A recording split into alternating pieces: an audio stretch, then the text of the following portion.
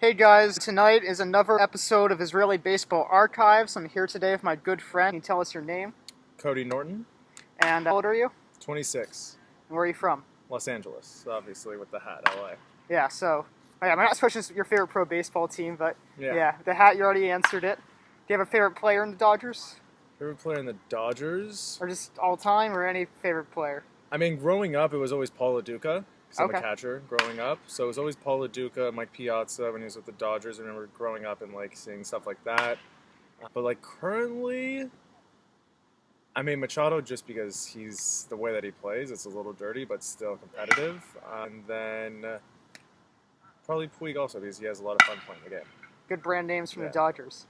What's your relationship with the IAB? Are you a player, a coach, something else? Both? So I'm an intern. I help coach in the Premier League with the Ranana team, play as well, and then for the Ranana team, and then also I come out every Wednesday and do the enrichment program with the 14U team, the 14 and under kids, and then sometimes Fridays I'll come out also.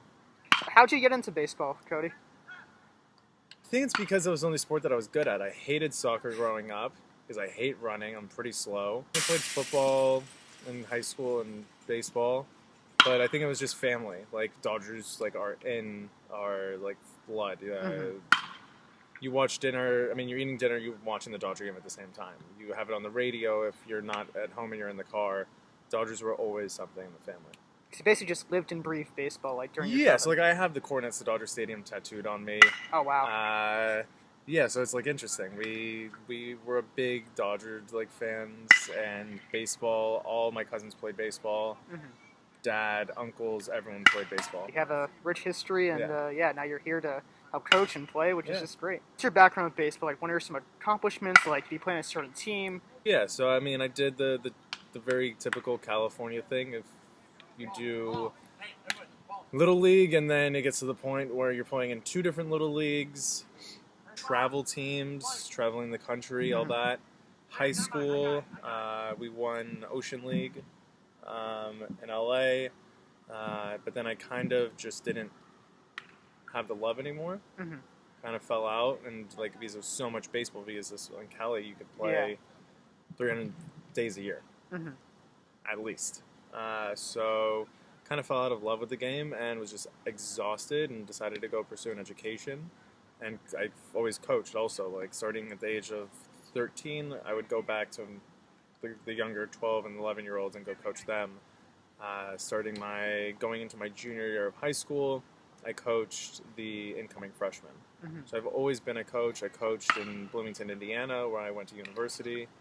And then I also coached Beverly Hills High School, JV, so I've done a few things like that. You're also a player coach for the Ranana team, right? So, I mean, you can use all your knowledge there. And yeah, that's the best part. I still, obviously, we're not as young as we used to be, so, things are hurting, body parts and all that, so yeah, I can coach from the field, I can coach and take myself out, so there's a few things. Yeah, it's a good happy medium. I mean, you don't have to, it's not the stress upon you every day, but you play a couple times a week, get to coach, all that stuff. It's good. So what do you like about the IAB?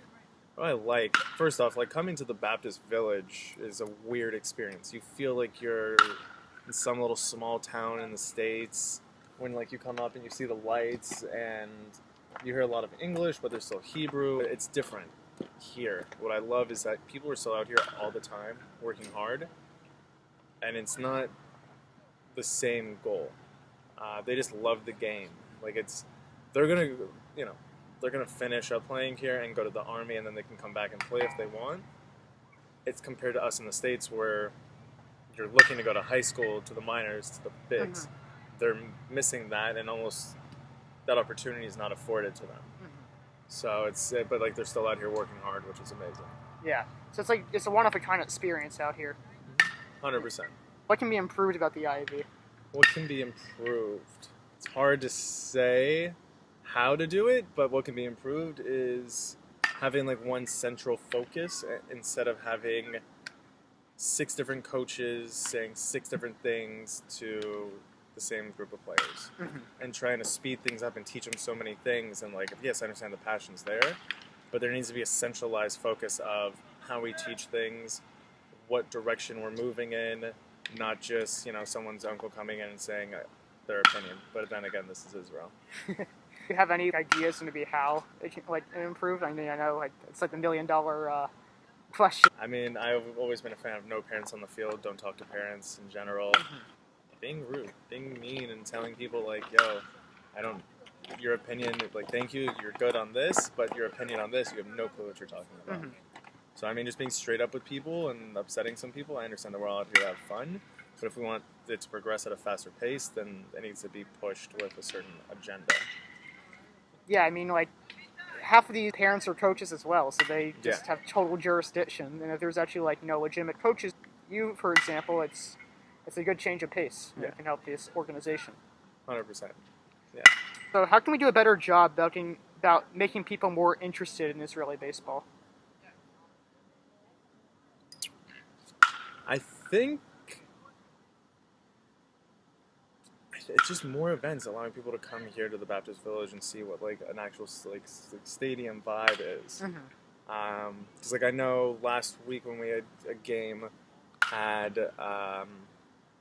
one friend from Chile come out and one from Argentina, and they had never been to a baseball game. Yeah. And I mean, creating events where you invite just random people, you know what I mean? And then you get someone making hot dogs and you have snacks, or you have pizza, little small things.